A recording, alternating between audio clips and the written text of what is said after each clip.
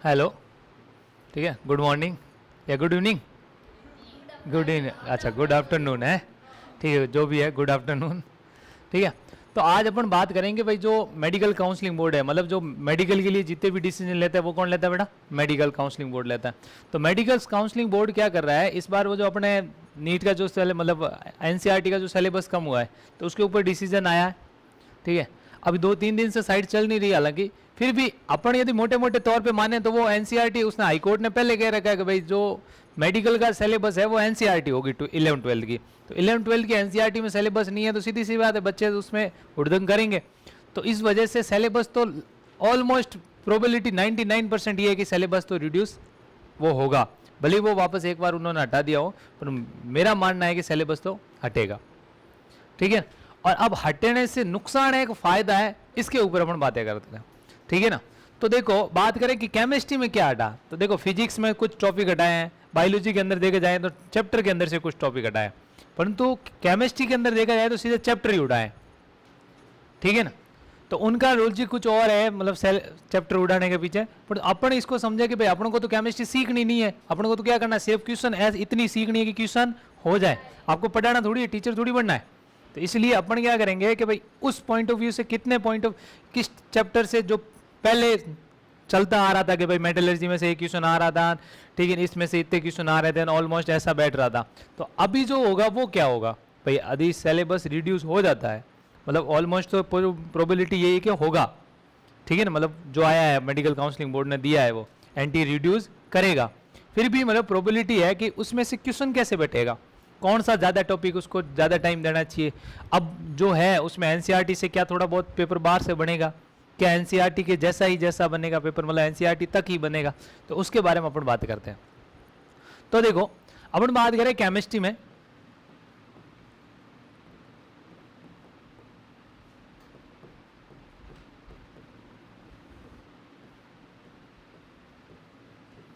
विज्ञान, तो देखो इसमें दो पोर्शन में अपन डिवाइड कर देते हैं केमिस्ट्री को, एक तो 11th के, एक तो किसकी बात करें, और एक बात करते हैं अपन 12th की। हाँ 11th के अंदर आपका जो मतलब पोर्शन, इसमें ऑर्गेनिक इनऑर्गेनिक फिजिकल के अंदर डिवाइड करूंगा, चैप्टर वाइज चलूं, चैप्टर वाइज। तो पहला चैप्टर है अपने मोल अवधारणा, क्या है बेटा, मोल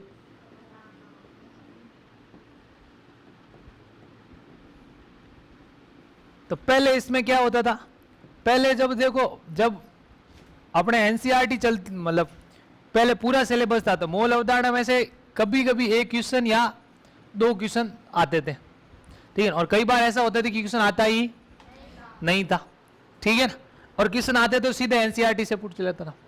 अब यदि देखा जाए तो मोल अवधारणा के अंदर मेरा जो मानना है वो मोल अवधारणा में इस बार 3 क्वेश्चन पढ़ेंगे। कितने क्वेश्चन, 3, जो अकॉर्डिंग टू मतलब देखा जाए तो कितना क्वेश्चन हो सकते हैं, यहाँ से 3 क्वेश्चन वो आपको दे सकता है, मतलब 3 और 2 तो क्वेश्चन उसकी पॉसिबिलिटी है कि 2 से कम तो वो देगा ही नहीं, 2 क्वेश्चन तो पक्के पढ़ेंगे यहाँ से। अब यहाँ से देखा जाए तो 2 क्वेश्चन पढ़ेंगे कहाँ कहाँ से भाई, क्वेश्चन कहाँ कहाँ से हो सकता है। तो देखो पिछले 2-3-4 साल से एनालिसिस किया जाए तो नीट का पेपर बहुत सिंपल आता है, मतलब बहुत यूं एकदम सिंपल से क्वेश्चन पूछ रहे, वही गलत हो रहे हैं अपने। तो इसमें क्या होगा, तो उस पैटर्न के अकॉर्डिंग रखा जाए, नीट रखेगा तो क्वेश्चन बहुत सिंपल आएंगे, पर तो आएंगे कहाँ से, एक तो क्वेश्चन वो पूछ सकता है मॉलिक्यूलर फार्मूला और इंपेरिकल फार्मूला वाला, ठीक है ना, क्या पूछेगा, मॉलिक्यूलर फार्मूला और इंपेरिकल फार्मूला के ऊपर क्वेश्चन दे सकता है वो आपको। दूसरा आपको मोल नंबर ऑफ मोल्स के ऊपर दे देगा, मतलब क्वेश्चन क्या दे देगा, मोल दे देगा, किसी के पार्टिकल दे देंगे, बताओ इसके मोल कितने, ठीक है। और इसमें जो हार्ड क्वेश्चन बनता है ना वो बनता है रस समीकरणितीय कोएफिशिएंट से, किससे, रस समीकरणितीय गुणांक,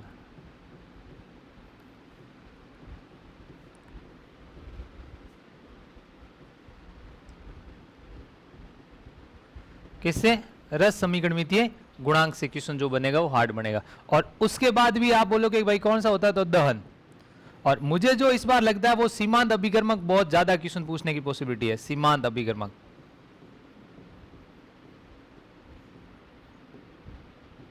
किसके ऊपर बेटा, ये जो बैठता है वो मोटे मोटे तौर पे इसमें से क्वेश्चन यहाँ पोर्शन, इस पोर्शन से आ सकते हैं क्वेश्चन, ठीक है ना। क्या है पहला, इंपेरिकल फार्मूला और मॉलिक्यूलर फार्मूला के बेस पे क्वेश्चन आ सकता है। उसके बाद क्या आ रहा है, मोल के रिगार्डिंग जितने भी है भाई, मोल संख्या क्या, मोल निकालना कैसे है, उसका मोलर द्रव्यमान वगैरह वगैरह कैसे है, उसके ऊपर आधारित क्वेश्चन पूछ सकता है। और उसके बाद रस समीकरण मिति गुणांक रिएक्शन दे देगा, उसमें प्रोडक्ट के कोफिशिएंट पूछ लेगा, या प्रोडक्ट की कितना प्रोडक्ट फॉर्मेशन हो रहा है, उसके आधार पे एक क्वेश्चन मतलब निकाल सकता है। ठीक है। और उसके बाद पूछेगा दहन, कौन सा पूछेगा, दहन अभिक्रिया, कंबशन रिएक्शन है उसके ऊपर क्या होता है। और सीमांत अभिकर्मक के ऊपर क्वेश्चन पूछ सकता है कि लिमिटिंग रिएजेंट के बारे में क्या क्या होंगे। ठीक है ना। तो इस पहले चैप्टर के अंदर से ये पूछेंगे। इसका मतलब पहला चैप्टर देखा जाए तो ऑन द एवरेज कितना है, 12 से लेके 8 नंबर के बीच में रहेगा, तो 12 से लेके 8। अब आप पूछोगे सर करें कहाँ, क्वेश्चन कहाँ से करें ताकि हमारे ये प्रैक्टिस हो जाए। तो मैं बोलूंगा कि भाई NCERT उदाहरण और प्लस साथ में क्या कर लो, ठीक है ना, पीछे वाले क्वेश्चन। अब आप बोलोगे सर पीछे वाले क्वेश्चन आएंगे क्या, बिल्कुल नहीं, पर उसके टाइप का क्वेश्चन बनेगा। पीछे वाले क्वेश्चन यदि एनसीईआरटी के आपसे हो जाते हैं, इसका मतलब उस चैप्टर के अंदर आपका 100% नॉलेज है। बस समझ में आया क्या बोला, कि जिस चैप्टर के आपके एनसीईआरटी के पीछे वाले क्वेश्चन हो जाते हैं आपसे खुद से, तो समझ लेना क्या है, वो चैप्टर आपका हो गया, उससे ज़्यादा पढ़ने की जरूरत नहीं है। समझ में आई बात मेरी, ठीक है। चलो, तो ये समझ में आया मोटे मोटे तौर पे क्या क्या चीज़ है, ठीक है। तो रस समीकरण मिति गुणांक, दहन अभिक्रिया, सीमांत, इंपेरिकल फार्मूला, एनसीईआरटी क्वेश्चन कर लो। और इसके बाद यदि आपका मन करे कि सर और कुछ करना है, तो आप कर लेना एनसीईआरटी एग्जाम्पलर। क्या कर लेना, एग्जाम्पलर, ठीक है ना। ज़्यादा क्वेश्चन करने की कोई ज़रूरत नहीं है। जो क्वेश्चन करो वो ज़्यादा टाइम करो। एक ही क्वेश्चन को 10 बार मिला दो। एक किताब को 10 बार पढ़ना बहुत ज़्यादा बढ़िया है एज कम्पेयर टू 10 किताबों को एक एक बार पढ़ना। समझाया, क्योंकि उसकी लाइन लाइन तुम्हें बताओगे। और तुम्हारे लिए मैंने पहले ही बता रखा है, गीता ग्रंथ, जो भी ग्रंथ मानो आप, धार्मिक ग्रंथ, वो आपकी एनसीईआरटी है, ठीक है ना। तो इसलिए इसको पढ़ो और पीछे वाले क्वेश्चन की ज़्यादा से ज़्यादा प्रैक्टिस करो। और क्वेश्चन को अटेम्प्ट करने का तरीका सीखोगे, भाई क्वेश्चन को अटेम्प्ट कैसे करते हैं, पढ़ना कैसे क्वेश्चन को, वो सीख लेना, आपका हो जाएगा कल्याण। आया समझ में। अब सेकंड बात करें। हाँ, सेकंड आपका जो चैप्टर है बेटा, वो कौन सा है, एटॉमिक स्ट्रक्चर। कौन सा है बेटा, परमाणु संरचना। दूसरा पार्ट कौन सा है,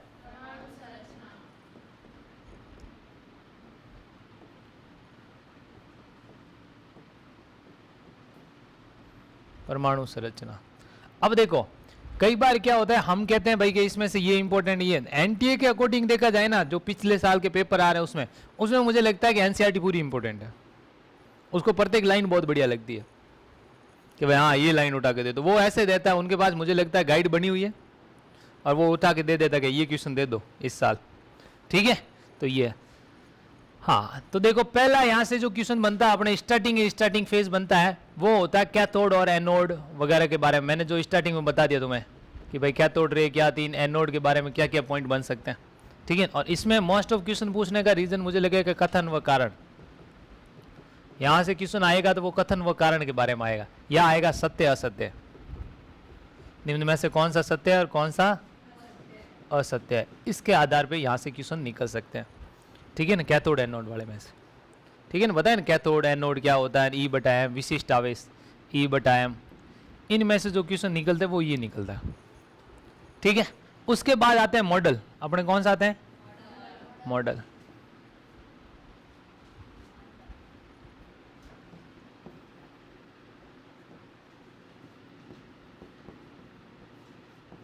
तो मॉडल के अंदर कौन सा, थॉमसन के अंदर तो एक ही बात याद रखनी है,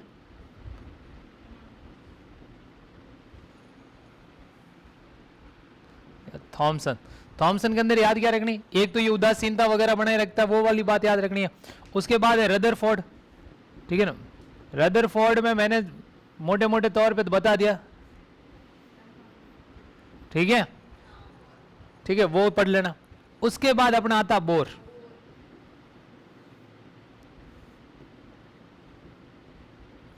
ये वेरी इंपॉर्टेंट है। तो इसमें एक टाइप का क्वेश्चन मैंने बता दिया, बोर का मॉडल होता है वो यूनी इलेक्ट्रॉनिक सिस्टम पे लागू होता है। किस पे लागू होता है, उसके बाद इसकी त्रिज्या, फॉर्मूला नहीं पूछेगा भाई, त्रिज्या मतलब कैसे आया फॉर्मूला, त्रिज्या ऊर्जा, ये दोनों है वो इंपॉर्टेंट है। वेग है परंतु वेग इतना इंपॉर्टेंट नहीं है जितना होना चाहिए। ज्यादा कौन इंपॉर्टेंट है? ऊर्जा। समझ आई बात? उसके बाद इसका बोर का द्वितीय अपीकृत है कौन सा? MVR बराबर NH अपन 2 पाई। इसके ऊपर क्वेश्चन पूछ सकता है कि भाई किसके लिए कौन सा, ठीक है ना, क्वांटिकल एनर्जी क्या है, ऐसा क्वेश्चन यहाँ से आ सकता है। उसके बाद बोर के बारे में पूछे तो लैम्डा पूछ सकता है। क्या पूछ सकता है भाई? के इलेक्ट्रॉन है निम्न ऊर्जा स्तर से कहा गया उच्च ऊर्जा स्तर में, तो लैम्डा क्या होगा, ठीक है ना, या उच्च ऊर्जा स्तर से निम्न में आया तो लैम्डा क्या होगा। या इसमें पूछ सकता है श्रेणी, क्या पूछ सकता है?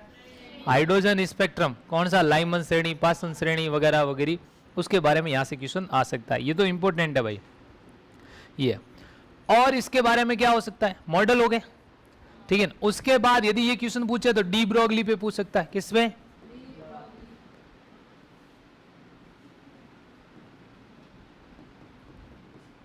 क्या यही है डी ब्रोगली? ठीक है ना, तो डी ब्रोगली। अब डी ब्रोगली पे क्या होता है? तो डी ब्रोगली के ऊपर क्वेश्चन दे सकता है, परंतु मुझे लगता है जहां पॉसिबिलिटी है ये देगा किताब का उदाहरण, यदि यहां से देता न्यूमेरिकल क्वेश्चन देगा, और वो मोस्ट ऑफ एनसीईआरटी का उदाहरण बैठने की पॉसिबिलिटी रहती है। या वो आपको दे देगा कौन सा, लैम्डा, न्यू बार, अपने वेलोसिटी, वेग, यहाँ से क्वेश्चन दे सकता है सीधा न्यूमेरिकल क्वेश्चन। क्या दे देगा यहाँ से? न्यूमेरिकल क्वेश्चन सीधा सीधा, ठीक है।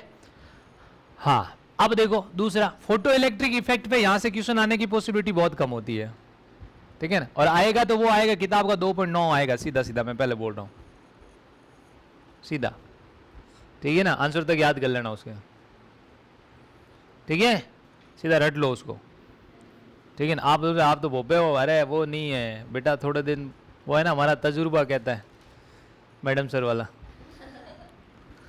ठीक है ना। तो ये है, तो 2.9। हाँ, अब देखो बात करें आगे, तो आगे कौन सा, ये कौन सा हो गया? Photo electric effect. कौन सा हो गया? इफेक्ट, ठीक है ना, समझ में आया क्या?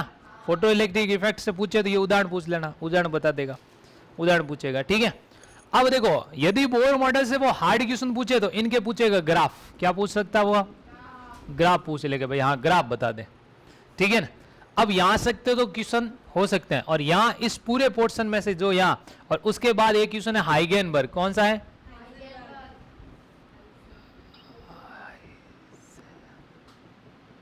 बर्ग। कौन है बेटा? हाइजेनबर्ग। तो हाइजेनबर्ग के बारे में वो सीधा समीकरण पूछेगा। क्या पूछेगा? समीकरण। हाइजेनबर्ग का समीकरण पूछेगा, या पूछेगा श्रोडिंगर समीकरण। क्या पूछेगा? श्रोडिंगर समीकरण। और श्रोडिंगर समीकरण पूछने की पॉसिबिलिटी क्या है? बहुत कम। पूछने की ज्यादा पॉसिबिलिटी क्या है? हाइजेनबर्ग, ठीक है। आ गया, मोटे मोटे तौर पे इसका यूं बना दो, पैकेट बना बना के रख दो। क्या बना के रख दो? पैकेट, ठीक है।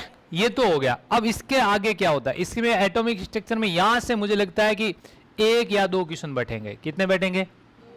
1 या 2 क्वेश्चन हाईएस्ट, ठीक है। ये मैं केमिस्ट्री के पॉइंट ऑफ व्यू से बात कर रहा हूं। यदि इसमें वही बात अपन जाए किसके, फिजिक्स से, तो वहां पे भी 1 से 2 क्वेश्चन बैठ सकता है, तो वहां पे कुछ, ठीक है ना, आपको हेल्प हो जाएगी। अब बात करें एटॉमिक स्ट्रक्चर, यहां खत्म नहीं हुआ है, इसकी बात आगे इसमें आती है क्वांटम संख्या। क्या आती है बेटा? क्वांटम संख्या व इलेक्ट्रॉन बढ़ने के नियम।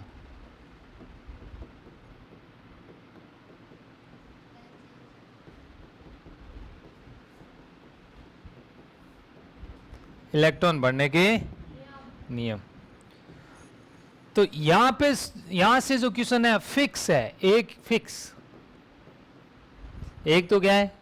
फिक्स क्वेश्चन है, किसी को अगर मगर करने की जरूरत है 100% जाके देखना क्वांटम संख्या में एक क्वेश्चन यहां से आपको मिलेगा, ठीक है ना। क्वांटम संख्या या इलेक्ट्रॉन बढ़ने के नियम, तो अपन वहां पे जो पढ़ेंगे उस टाइम बता देंगे भाई कि क्या क्या क्वेश्चन बन सकते हैं, पॉसिबिलिटी, ठीक है। तो कितने हो गए एटॉमिक स्ट्रक्चर में क्वेश्चन? टोटल 3, ठीक है ना। तो आपको 3 क्वेश्चन के लिए प्रिपेयर रहना, तो 3 और 2 लगभग ऐसे देखे जाए दोनों चैप्टर में से 5 क्वेश्चन यहां से बैठ जाएंगे, ठीक है। उसके बाद अपना नेक्स्ट चैप्टर की बात करते हैं। नेक्स्ट है अपना आवर्त सारणी, तीसरा चैप्टर है कौन सा? आवर्त सारणी। आवर सारणी, इसको तो मैं यूं लगाऊंगा कि भाई ये इंपॉर्टेंट नहीं है, बहुत इंपॉर्टेंट है, ठीक है ना। आज तक देखा जाता था आवर सारणी के अंदर डायरेक्ट क्वेश्चन कहीं नहीं आते थे, बहुत कम आते थे डायरेक्ट क्वेश्चन। इस बार मैं कहूंगा इसमें से डायरेक्ट क्वेश्चन 100% 3 आएंगे सीधे डायरेक्ट। मतलब पहले होते थे वो पी ब्लॉक में से, एस ब्लॉक में से निकाल के आता था जनरल की, अपन भले आवर सारणी के अंदर पढ़े पर वो आवर सारणी के क्वेश्चन होते हैं नहीं थे अकॉर्डिंग टू एनसीईआरटी देखे तो। पर तो अब यहाँ पे मैं सीधा बोल रहा हूँ कि कितने क्वेश्चन बैठेंगे यहाँ से, 3 फैक्ट, कोई कहने की अगर मगर है ही नहीं, ठीक है ना। कितने क्वेश्चन बैठेंगे, 3। अब आप सोचो कि 3 क्वेश्चन क्या, यहाँ से 3 क्वेश्चन बैठेंगे आपको। एक तो आकार के बारे में बैठ सकता है, क्या बैठ सकता है, आकार, ठीक है। अब यहां पे जो पॉसिबिलिटी क्वेश्चन है वो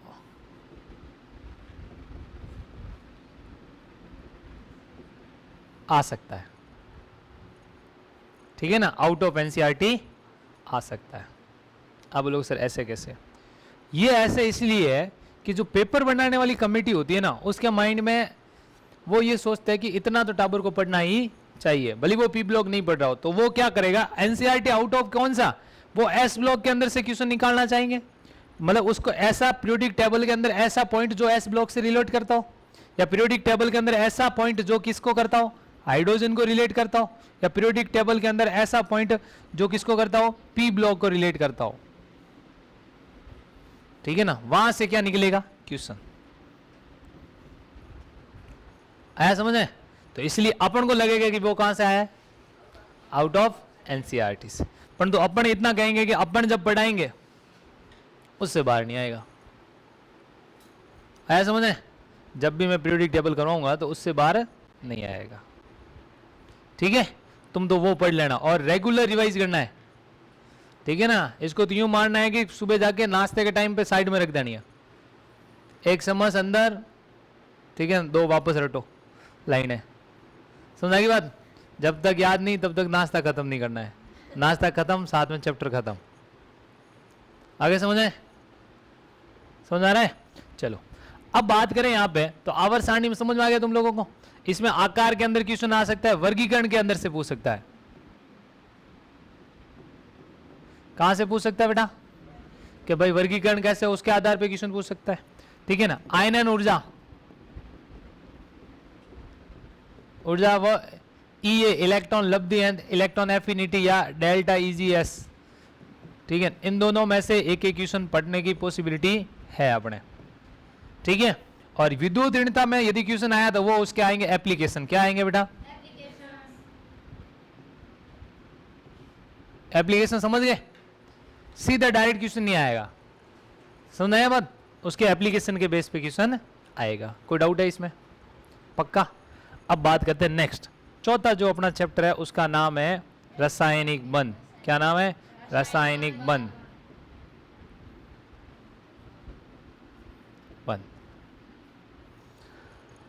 रासायनिक बंध में मुझे लगता है कि 3 से 4, ये तो कम मुझे लग रहा है, मतलब ऐसे कम, बाकी 5 से 6 तक क्वेश्चन आ सकते हैं, इतने। और ये इंपॉर्टेंट नहीं, इसको यूं लगाओ, यूं, ठीक है, भयंकर ही इंपॉर्टेंट है। आगे समझ है, तो इंपॉर्टेंट क्या है। हाँ अब देखो रासायनिक बंध में से आएगा क्या, संकरण का क्वेश्चन आ सकता है, वो आपको संकरण। अब संकरण एक तो डायरेक्ट पूछे, संकरण के साथ साथ क्या हो सकता है, आकार, क्या हो सकता है, आकृति, ठीक है ना, ज्यामिति,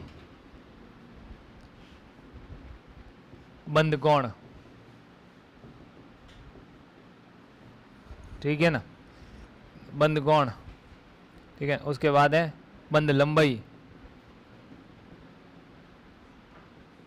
बंद लंबाई पे आने की पॉसिबिलिटी कम है, पर बंद कोण और इस पे आने की पॉसिबिलिटी क्या है, ज़्यादा, ठीक है।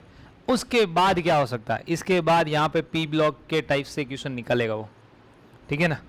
क्या निकलेगा, इन दोनों को मिला के वो आपको पूछेगा बंद सामर्थ्य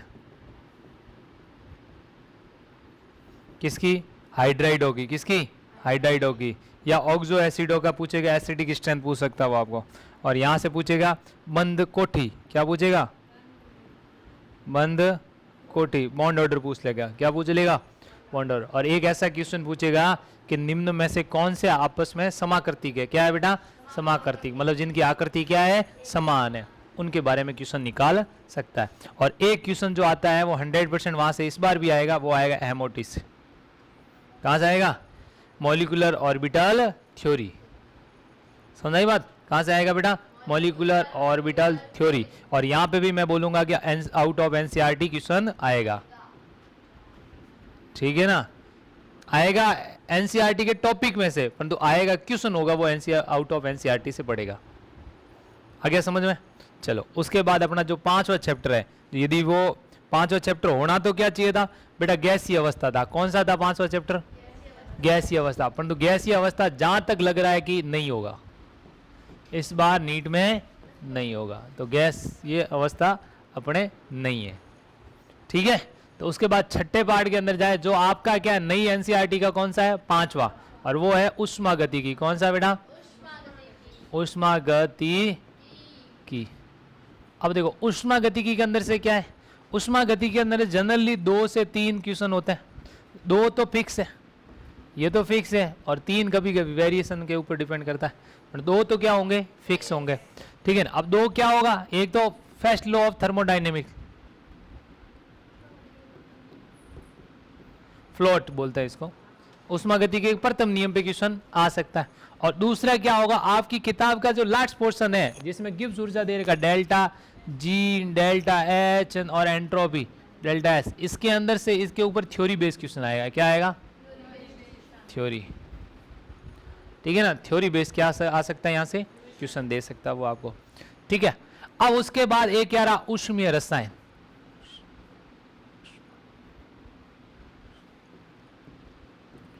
रसायन, थर्मोकेमिस्ट्री, किसके ऊपर?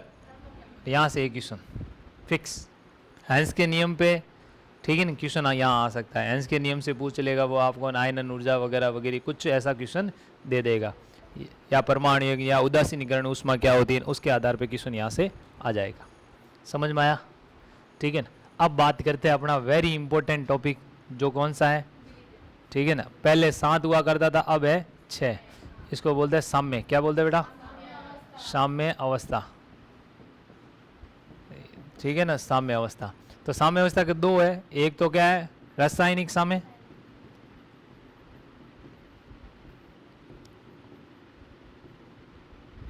ये आपको भावे सर पढ़ाएंगे, और ये आयनिक साम्य, ये मैं पढ़ाऊंगा आपको।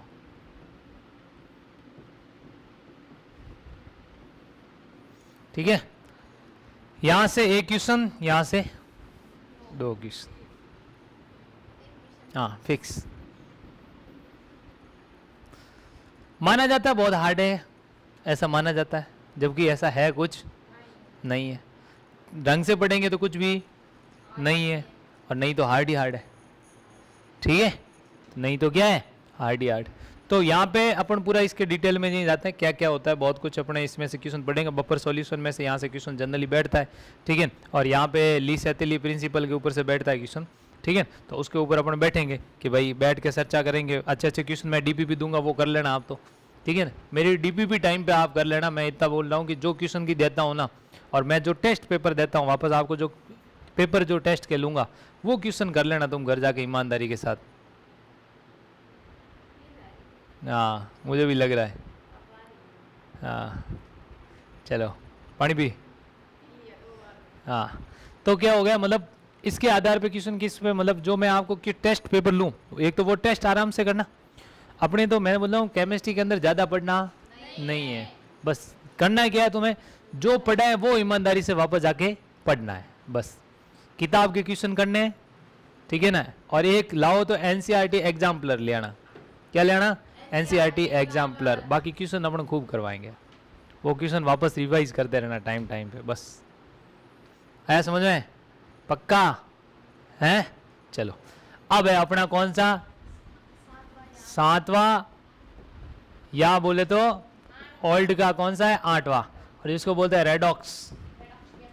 रेडॉक्स अभिक्रिया, ठीक है? एक क्वेश्चन बैठता है, हाँ ठीक है? और देखा जाए तो अपने एक दिन में पूरा हो जाएगा चैप्टर पूरा, कितने दिन में करेंगे? एक दिन में। जब भी पढ़ाएंगे एक दिन में करवा देंगे पूरा, ठीक है? दीपावली के टाइम पढ़ाएंगे पर एक दिन में अपन करा देंगे पूरा। क्वेश्चन क्या आएगा? ठीक है ना? या तो रेडॉक्स कौन सी नहीं है, एक बार क्वेश्चन आ जाएगा रेडॉक्स कौन सी अभिक्रिया रेडॉक्स से नहीं है, और या इसमें से क्वेश्चन आएगा संतुलन। क्या आएगा?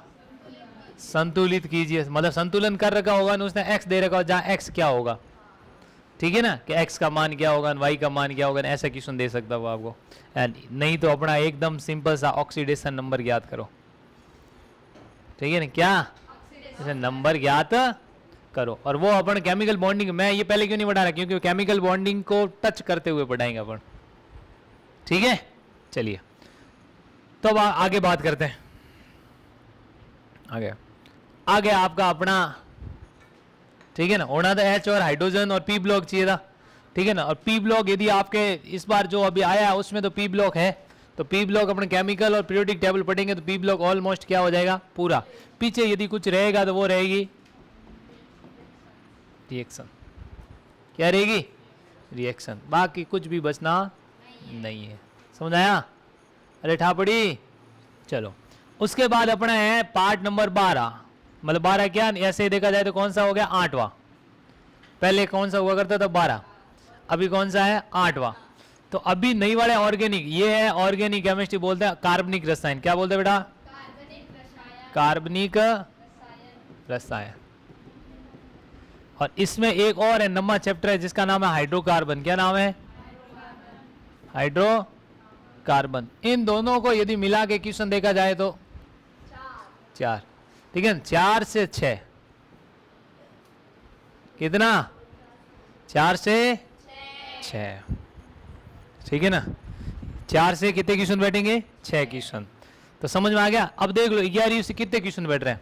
देखो पहले मैक्सिमम, पहले पार्ट से 2, दूसरे से 3, तीसरे से 3, चौथे से कितना? 4, थर्मो से कितने? 2, इक्विलिब्रियम से कितने? 3, और इससे कितने? रेडॉक्स से 1, और इससे कितने हो गए? 6। कितने हुए टोटल?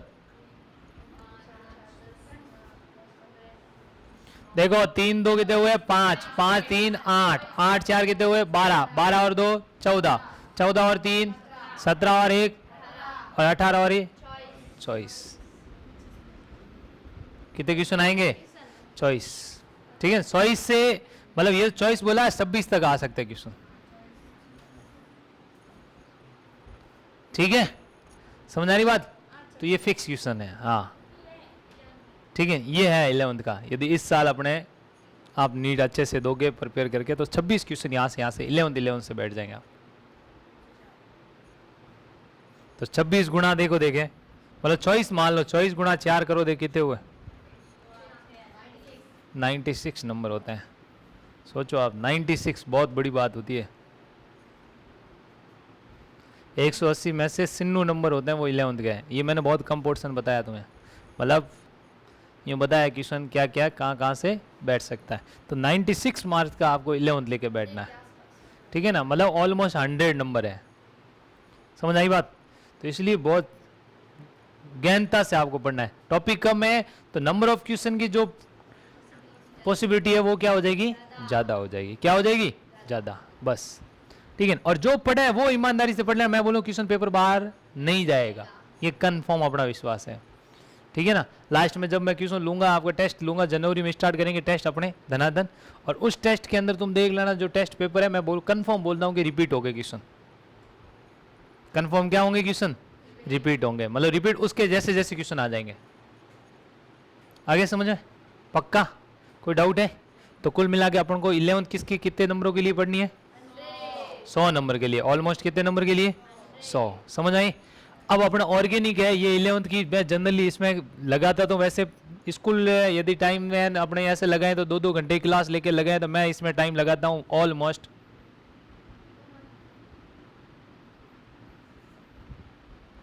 2 महीने। कितने लगाते हैं?